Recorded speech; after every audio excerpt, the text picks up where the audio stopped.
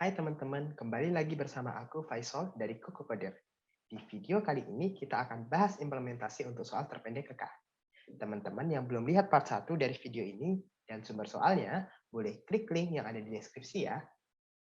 Oke, kali ini aku akan jelasin cara mengimplementasikan ide soal tersebut.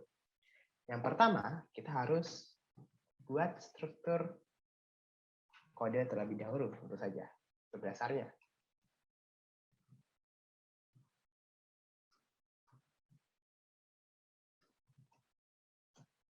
Nah, lalu kita terima masukan N dan K. Kita lihat bahwa pada baris pertama adalah untuk variabel N dan variabel K. Kita buat dulu variabelnya N dan K, lalu kita inputkan nilai N dan K. Kemudian kita buat array, kita sebut array fill untuk menyimpan data-data bilangannya sebesar N. Lalu kita gunakan loop untuk menerima masukan bilangan-bilangan tersebut.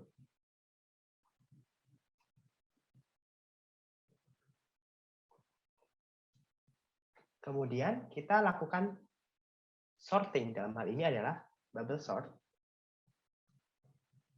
pada array build.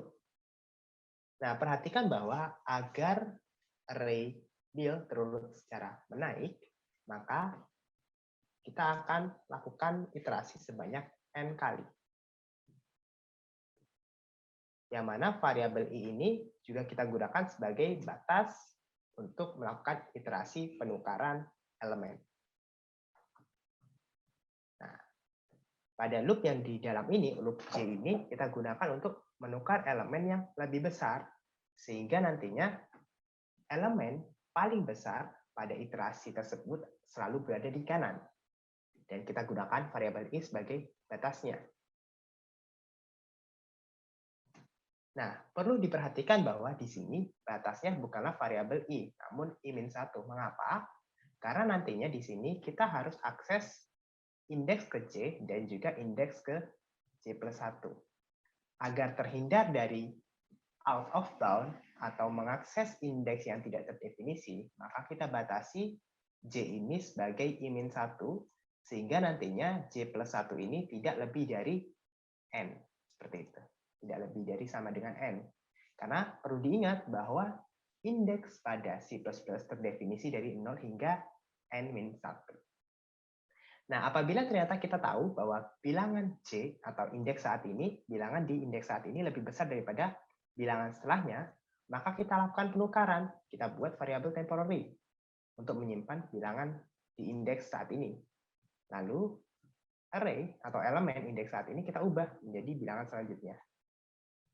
Kemudian kita kembalikan bilangan sebelumnya tadi ke bilangan J plus 1.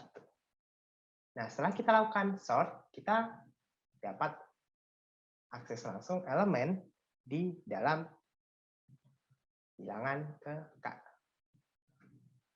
Nah, perlu diingat pula bahwa apa? Bahwa di soal menggunakan one base indexing, sedangkan C++ menggunakan zero base indexing, sehingga ini kita perlu kurangi dengan 1.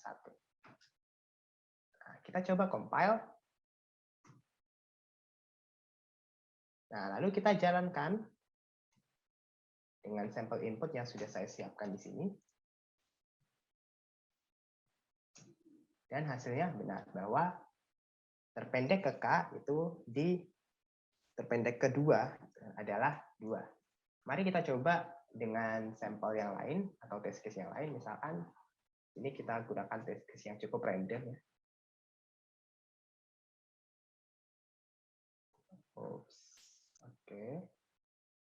Oops. Sorry. Ada kesalahan input.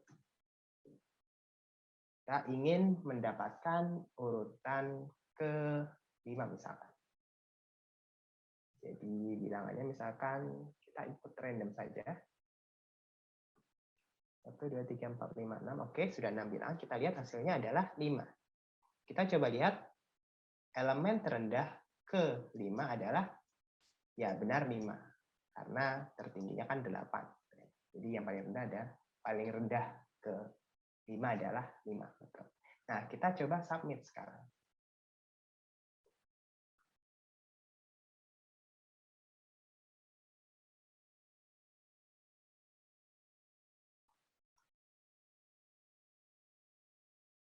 Jadi kita submit. Kita lihat hasilnya di sini. Ya, kita mendapatkan AC. Kita dapat nilai 100 di sini.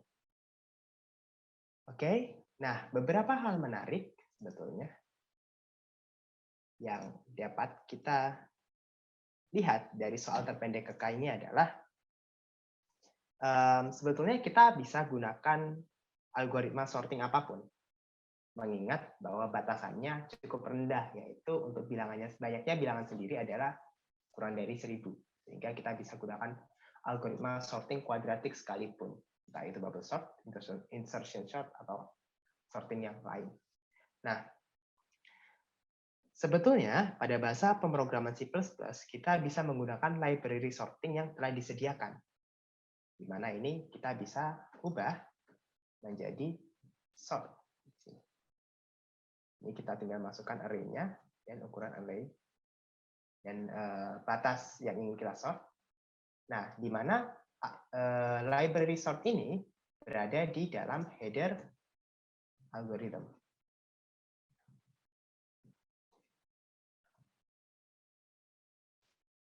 Nah,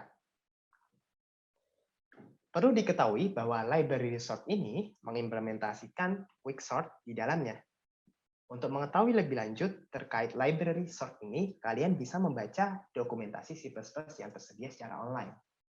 Nah, selain itu, hal yang perlu diperhatikan lagi adalah mengenai indexing, di mana pada soal digunakan one base indexing, sedangkan pada program kita selalu menggunakan zero base indexing. Maka dari itu, kalian harus berhati-hati dalam menentukan indexing yang ada di soal maupun di implementasi kode kalian.